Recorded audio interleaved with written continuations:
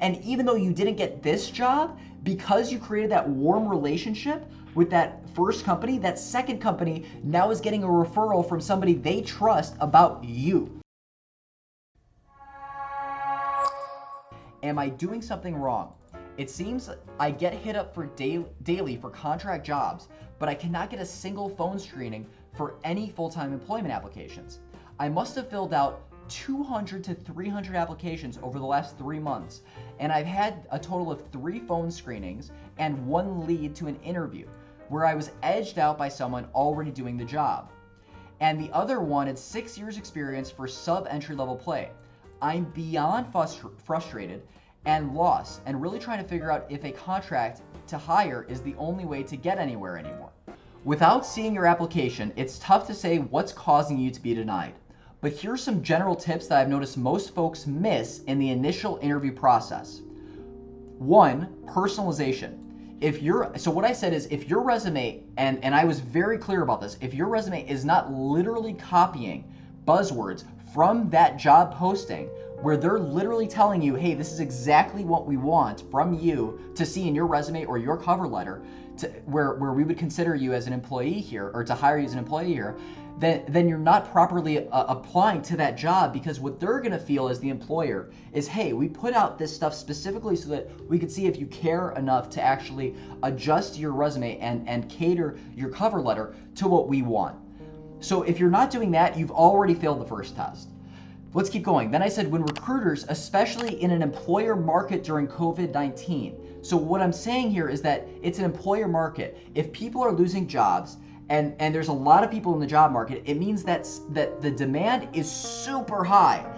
And it also means that the supply is really low. The reason for that is because people are not hiring because they're not sure if the economy is going to bounce back or what's going to happen with the economy. Meanwhile, the demand is super high because you have all these people who are either getting laid off, or they were already in the job market and now they're competing with both people who have been laid off and the existing people who are already looking for jobs. So now you're competing with people who are super qualified because they had a job before and have experience, especially if you're somebody who's going to an entry-level position and you don't have experience, you're just coming out of college, you're at a real disadvantage. So you really have to pay attention to the personalization part. And so I said, if you're in an employer market and the person seeing that your resume isn't catered to that role, they'll think that if you're not going to put in enough effort onto that resume or that cover letter, then you're definitely not going to put in enough effort once they once they hire you, not once they fire you, once they hire you. So they're not even going to take that risk. So it's really important that you personalize that resume and make sure that people are actually seeing why you're the best fit for that specific job, not for any job broadly, because what I worry about is when people don't personalize, it's very easy to see that they're just clicking that job link and then they're just applying with whatever boiler template resume that they have.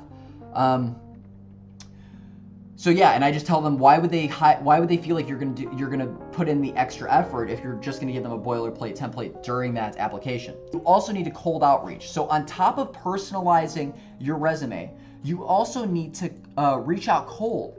And what I mean by this is you need to actually research the current people who are working in that job or at that company within that specific umbrella group. So for example, if you're trying to go into investment banking and you want to work in private equity, well then you better be going and looking at private equity or investment banking at that company, the private equity group, and then in your location. So in this case, if it was that last person that we just looked at, their job posting in Canada, you got to look for the person in, let's say, Ontario. If that's the region that you're in, look at Ontario, that specific niche group, the private equity group, in that umbrella category, the investment banking group, and then reach out to those people specifically. Because now you're not think about back to that last posting, that person ran into somebody who was a third-party hire, somebody from another company who is doing the hiring process for another company. So you avoid that situation. And the second benefit is that you're also going to be able to actually get a contact, create a warm relationship with that person who's in that specific group. Why does that matter? Well, let's say that you don't get the job, but you maintain that relationship with that person in this group. They may go and find out that their buddy who's at ABC, so let's say that they're at ABC investment banking firm, and they find out from their buddy that XYZ investment banking firm is hiring and they're looking for candidates. Well, that person who you maintain a relationship with can then refer you to that other company. And even though you didn't get this job, because you created that warm relationship with that first company, that second company now is getting a referral from somebody they trust about you. So that's why it's important that you actually create relationships, even if they don't work out, even if they don't turn into a job. Creating that relationship essentially is breeding more opportunity for you to get discovered and noticed and then referred to other people. On top, so that's one scenario. The other scenario with this is this differentiates you from being just another resume on the stack. Now they can actually associate a face or an email to that name, to that resume. And now you're not just another one in the stack, you're put into the other stack with the other 25 to 50 applicants that made it through that first screening process. So really important that you cold outreach to the specific people in that group. And this is something that most people aren't gonna do, which is why a lot of people put in 200, 300 applications. Remember back to the initial job posting, they put in 200 to 300 applications. I am very, very suspicious that this person is just putting in the boilerplate resume and they're not reaching out specifically to the people in that group and showing that they're gonna go that extra effort. And then lastly, I talk about volume. This is the other part. I told the person, and I think that this may hurt people, this may feel like I'm criticizing, but thinking that 200 to 300 applications is a lot is actually, I think, just a false sense of security. And what I mean by that is that if there are hundreds of applicants to any single job that you apply to, potentially thousands, you are 1 in 1,000 every single time. Let's just call it, let's be conservative and just say 1 in 1,000 every time. If you've only applied to 200 to 300 applications, you have 700 to 800 more applications to go before you should hit that 1 in 1,000. And I don't think that people think that way. They don't think about it as a numbers game. They think, I've been putting out hundreds of applications, why isn't it working out? When in reality, there's just more to it. There's more to it. There's more, you just have to put in more applications. And again, keep it personalized and outreach. You don't have to do some big outreach personal email. It can be literally 2 lines. Hey, I think I'm the person for this job. I have I have A, B, and C experience. I would love to chat further or grab coffee. I guess not grab coffee in COVID-19, but I'd love to jump on a 5 to 10 minute Zoom call. That's all you need to do.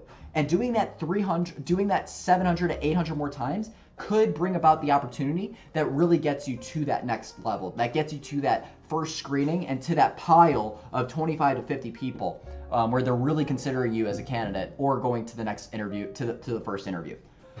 So I think that volume is really important. So without incorporating 1 and 2 on the list, it's going to be really tough to differentiate yourselves. And then on top of that, if you're not applying to 1,000 plus jobs, it's really tough to actually get in enough darts on the dartboard or hit enough or try to hit that bullseye with enough darts because you're just not throwing enough of them.